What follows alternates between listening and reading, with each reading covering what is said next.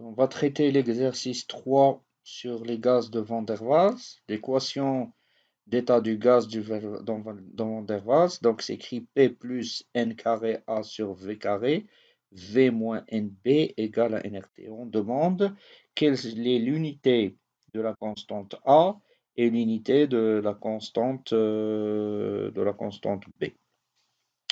Donc, l'équation, on a dit, donc c'est P plus A N carré V carré, donc facteur de V moins B. D'accord? Donc ça, c'est l'équation d'état qui est égale du gaz de Van der Waals qui est égal à nRT. D'accord? Donc A, donc ce terme-là, A N carré V carré à la dimension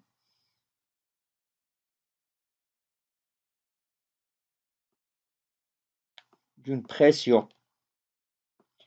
D'accord? D'une pression. D'accord? Et ce terme-là, NB à la dimension A, la dimension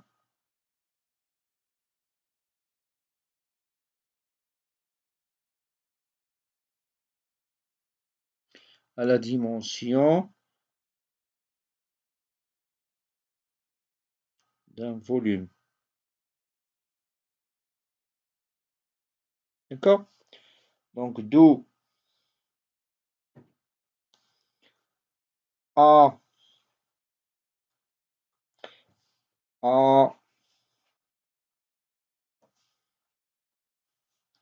N carré V carré à la dimension, sa dimension plutôt, est de dimension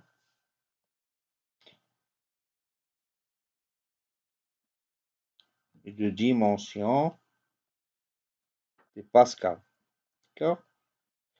Donc, ceci implique que je vais avoir la dimension de A qui va être égale donc des Pascal.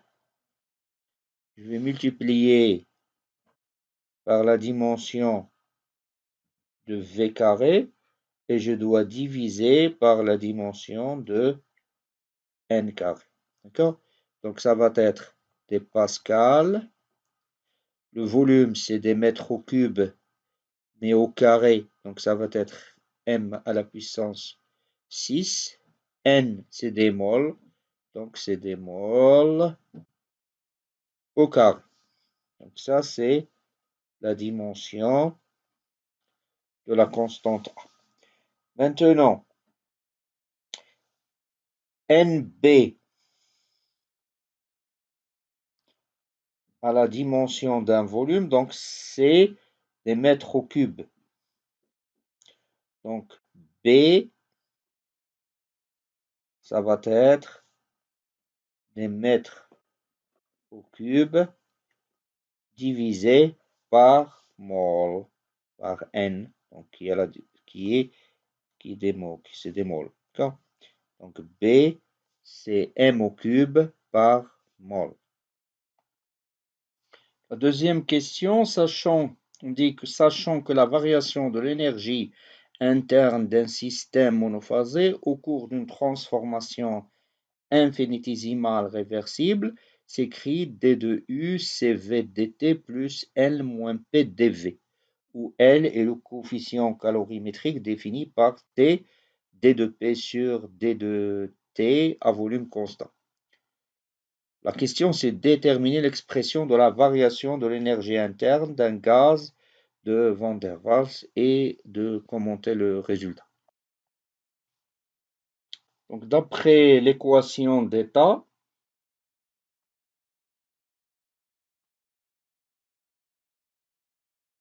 l'équation d'état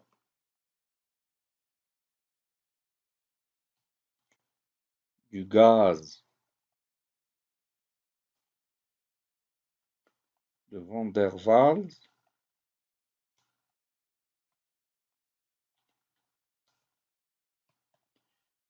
je peux écrire P qui est égal nRT divisé par V moins NB moins N carré A sur V au carré. D'accord? Donc ça directement à partir de l'équation de Van der Waals.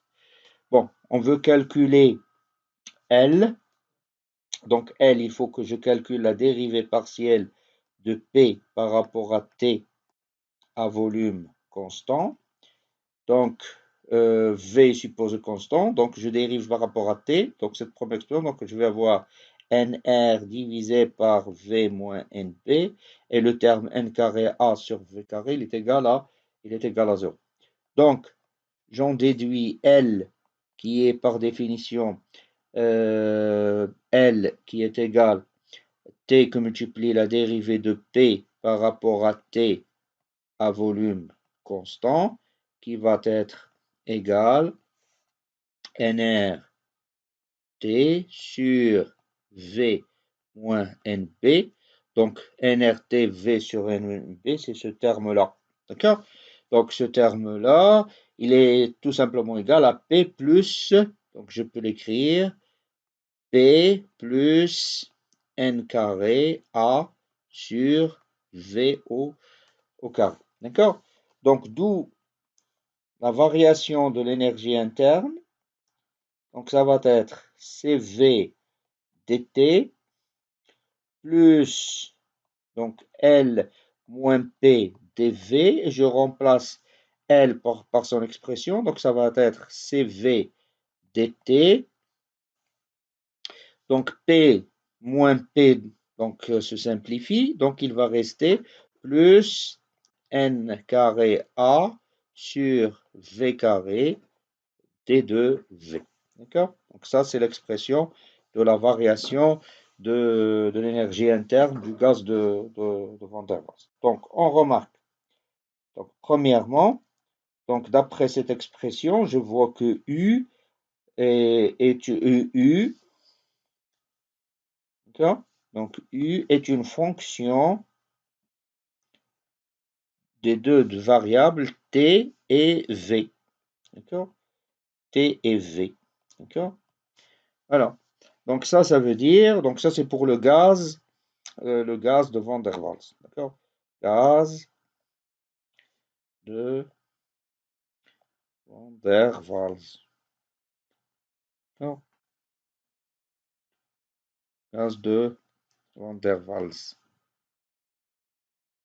Voilà. Bien. Donc, il est contraire au donc ne suit pas c'est-à-dire ne suit pas la première loi de Joule. Hein, donc, on ne suit pas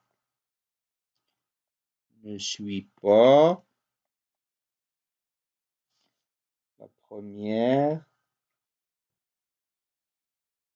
loi de Joule. D'accord? La première loi de Joule, je vous la rappelle, c'est U est égal U de T. D'accord? Et disons le gaz qui suit la loi de Joule est un gaz parfait. Donc seul le gaz parfait suit la première loi de Joule. D'ailleurs, c'est comme ça qu'on peut le définir.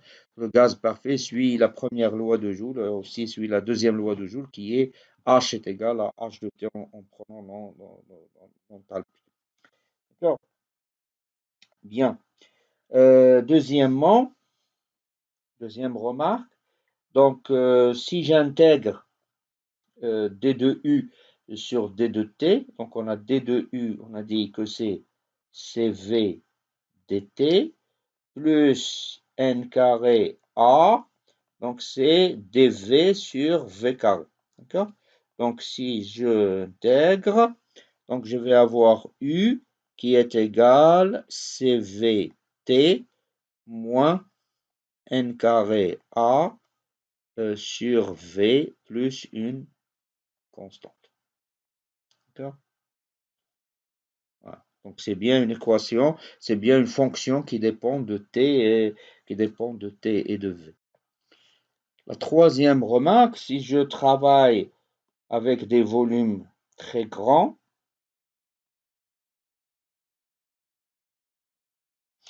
donc je vais avoir 1 sur V qui va tendre vers 0 et par conséquent, le gaz de Van der Waals, U dans le cas du gaz de Van der Waals, va tendre vers le terme moins n carré A sur V tend vers 0, donc il va tendre vers CVT plus une constante.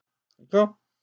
Donc ceci implique que l'énergie interne du gaz de Van der Waals tend vers l'énergie interne du gaz parfait. Donc ça veut dire que dans le cas des grands volumes, disons le gaz de Van der Waals tend vers le gaz parfait, ce qui est tout à fait logique. Si on travaille à grand volume, la pression va être faible, et si la pression est faible, les interactions entre les particules du gaz vont être faibles, et le gaz réel tend vers le gaz parfait. D'accord? Donc on a un gaz parfait en travaillant avec des grands volumes, c'est-à-dire à très basse pression.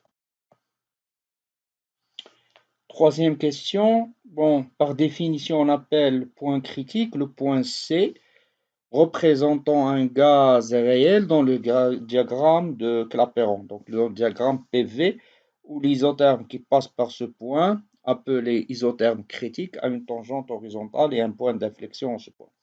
Donc, ce point critique, bon, disons, vous allez l'étudier dans le chapitre suivant lors du changement de phase. Bon, ce qu'on demande, c'est de représenter qualitativement cet isotherme et d'exprimer la pression critique, le volume critique et la température critique en fonction de A et B. D'accord? Bon, donc ce qu'on veut calculer, donc premièrement, donc on a dit calcul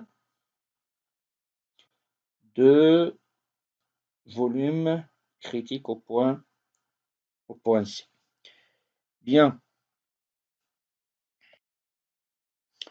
Je rappelle que le point critique représente donc le point dans le diagramme de Clapeyron. Donc c'est un point de l'isotherme de température T critique, où le point au point C, la tangente, j'ai une tangente horizontale. Hein, d'accord? Vous voyez là, donc j'ai une tangente horizontale.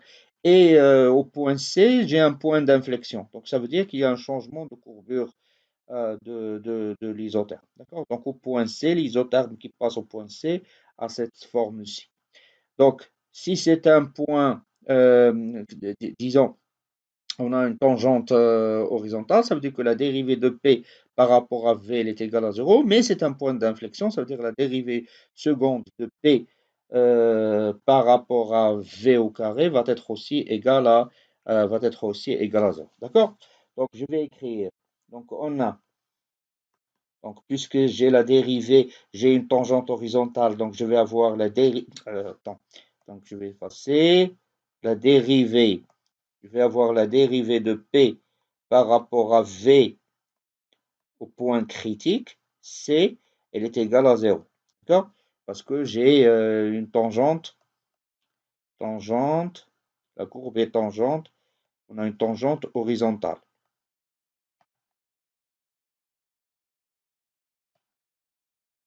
D'accord? Et j'ai de même la dérivée seconde de P par rapport à V carré au point C va être égale à 0 parce que C, c'est un point d'inflexion. D'accord? Il y a changement de courbure en ce point. Donc, je vais exprimer donc l'équation d'état. À partir de l'équation d'état, je vais exprimer P en fonction des variables T et C. Donc, ça s'écrit nRT divisé par V moins NB moins N carré A sur V carré. D'accord? Et je dérive, disons, je dérive par rapport à P. Donc, d'où la dérivée de P par rapport à V, donc ça va être au point critique, elle est égale à 0 et je calcule la dérivée. Donc, c'est une dérivée partielle par rapport à V, donc les autres paramètres sont constants. Donc, T, c'est égal à TC. Donc, ça va être nRT, et on est au point critique C, donc C divisé par V moins NB, d'accord? Donc, c'est 1 sur V moins, sa dérivée, donc elle est au carré avec un signe moins. Et puis, j'ai la dérivée, donc je vais avoir moins n carré a, et je dérive 1 sur v carré, donc ça donne moins 2 sur v au, moins 2 sur v au cube. D'accord? Donc ça donne moins nRTC sur v moins np plus 2n carré a sur v à la puissance 3. D'accord? On en déduit. Donc, je fais passer de l'autre côté. Hein, je vous montre. Je vais faire passer de l'autre côté. Hein, donc, puisque ce terme-là, il est égal à 0. Donc, NR, je fais passer ce terme de l'autre côté. Donc, ça va donner NRTC sur V moins B, qui va être égal à 2N carré A sur V au cube. D'accord? C'est ce que je vais écrire. Donc, ça fait NRTC. D'accord? Donc, le signe moins disparaît puisqu'on fait passer de l'autre côté.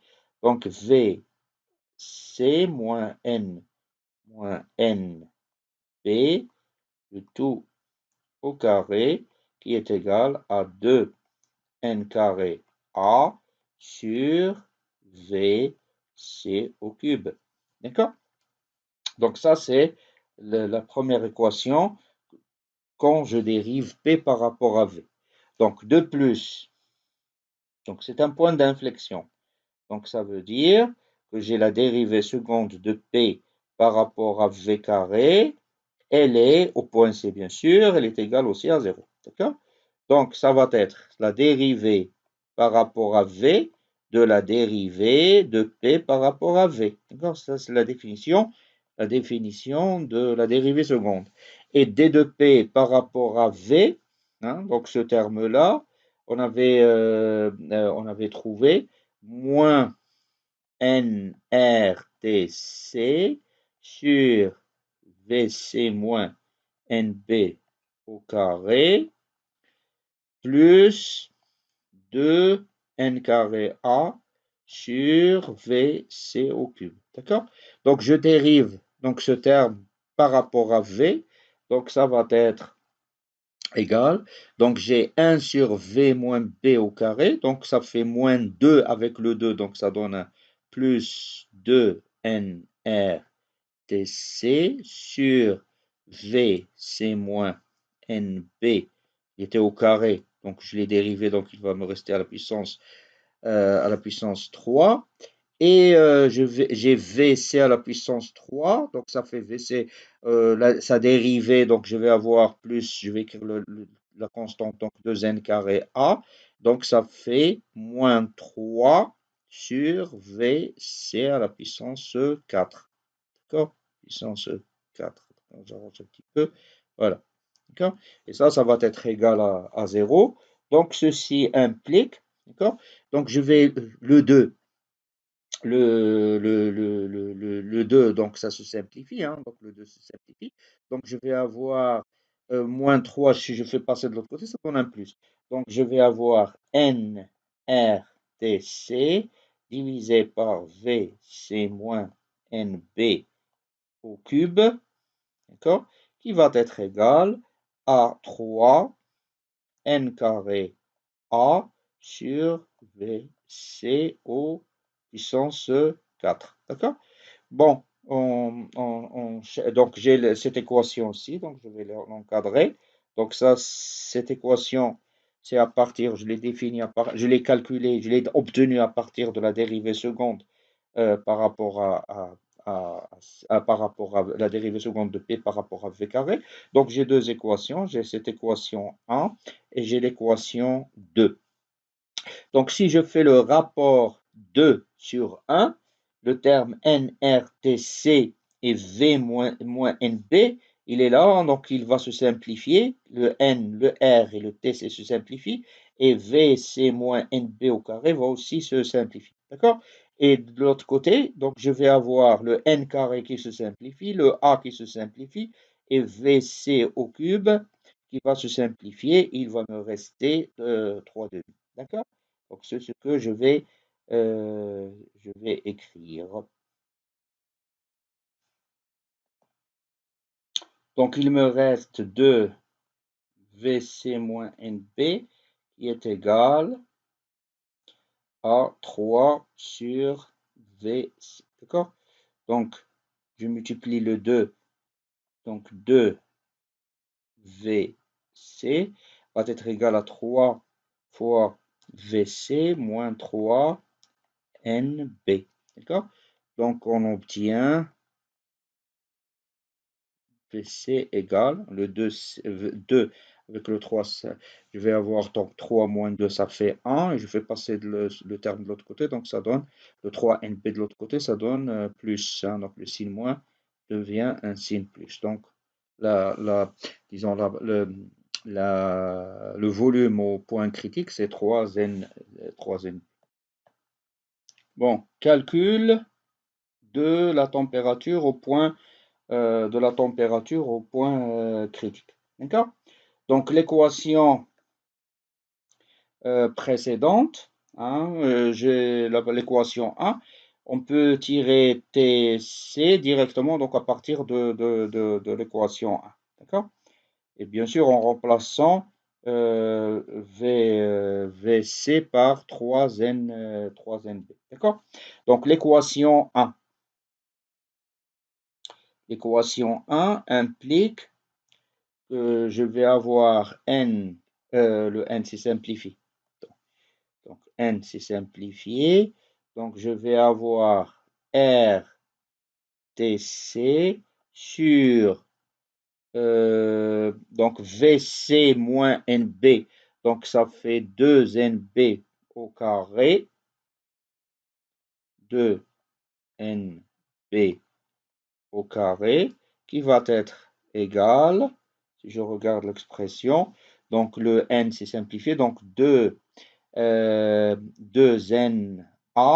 sur VC au cube. D'accord? Sur VC au cube. On a dit 2NA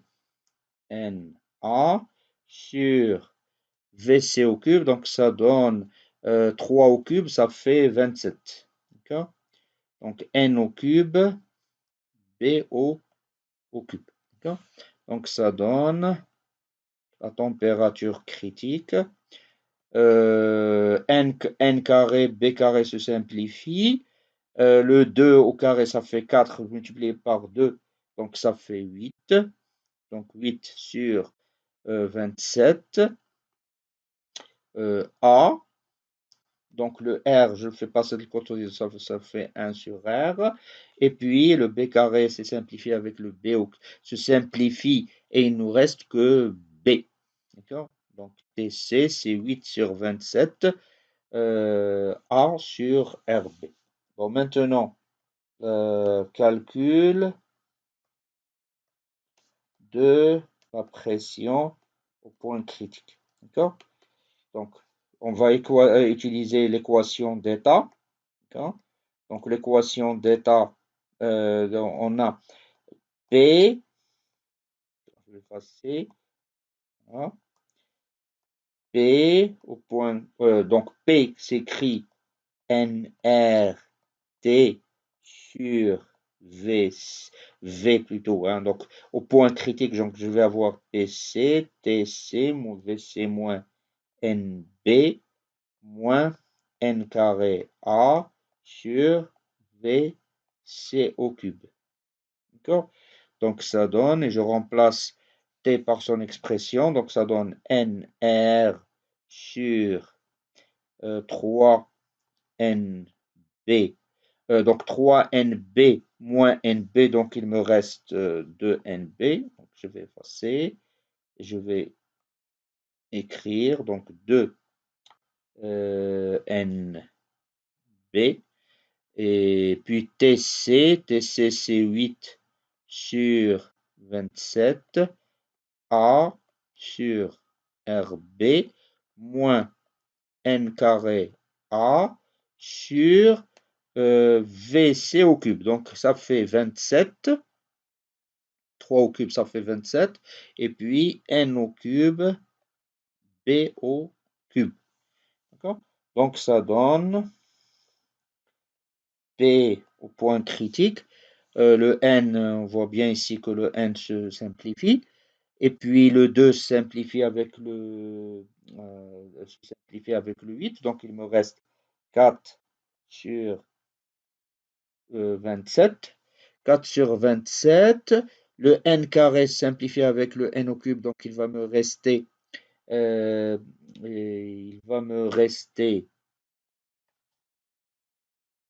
attention ici, donc le V il est au carré et non pas au cube, donc ici aussi, donc je vais effacer ce terme-là, je vais corriger, donc ici c'est V, c'est au carré, donc ça il reste, donc le 27, donc il va me rester 9, donc 3 au carré ça fait 9, 9, N au carré, B au carré. D'accord? Donc il va me rester, donc le 8 avec le 2, il me reste 4, 4, 27. Et puis A, le R se simplifie et il va me rester A sur B. D'accord? De même ici, il va me rester donc le A sur B au carré, mais avec un moins 1 neuvième. D'accord? Donc parenthèse. Donc j'ai A sur B qui multiplie B, donc ça fait B au carré. Donc A sur B carré. Donc je rends au même dénominateur donc la parenthèse. Donc c'est sur 27. Donc sur 27, donc je vais avoir 4 moins 3. Donc ça fait 1. Donc ça fait A sur 27 B au carré. D'accord? Donc ça c'est la pression au point